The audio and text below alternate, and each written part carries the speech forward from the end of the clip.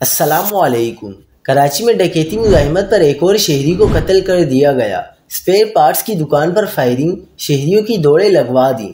واقعے پر علاقے میں خوف و ہراس پھیل گیا۔ کیا آپ حالات حاضرہ سے آگاہی حاصل کرنا چاہتے ہیں؟ خبر کے پیچھے چھپے اصل حقائق جاننا چاہتے ہیں تو ابھی سبسکرائب کیجئے جلمل پاکستان کو اور ساتھ ہی گھنٹی کے نشان پر کلک کر دیں۔